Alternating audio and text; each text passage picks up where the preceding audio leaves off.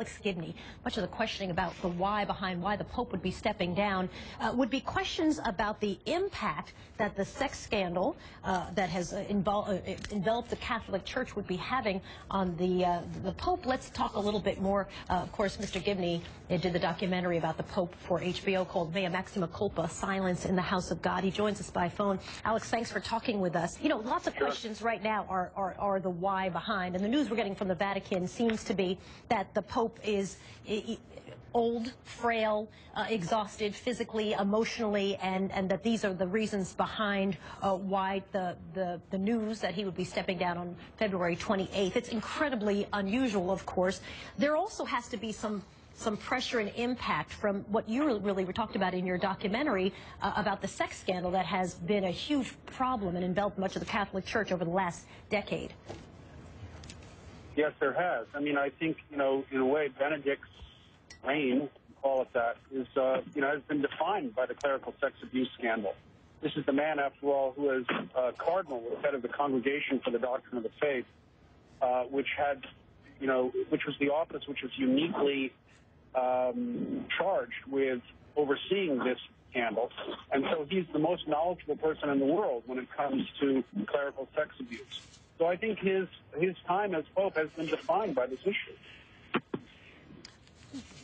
You know, we were talking to Nick Robertson just a moment ago about what would happen once a Pope resigned. The last Pope resigning happened back in, what, 600 some odd years ago. So what would be the guess on your part about what possibly could happen, and especially in light of this ongoing investigation into some of these scandals? What happens when a Pope resigns? You know, I'm not the person to ask about that. You'd have to go back 600 years to get somebody to figure that one out. I do, though, wonder whether or not it is in response to growing clamor over this crisis. Because, you know, in the wake of new revelations with Cardinal Mahoney in Los Angeles and the growing international flavor of the discoveries over sex abuse crisis, it does seem as if this papacy is more and more embattled.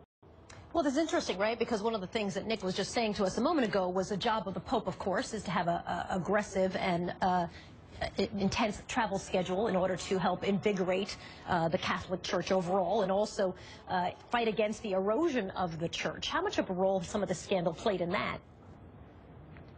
That's a good question. I mean, you know, the other part that the Benedict has played here is as a man who's gone very hard after dissenters in the Church. He's tried very hard to uphold purity of doctrine. So a lot of people have been drummed out of positions only for questioning things like forced celibacy or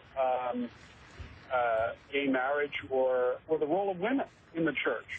So, you know, that's the other aspect of Benedict's role that can't be overlooked. But that also was one which was coming under harsher and harsher criticism.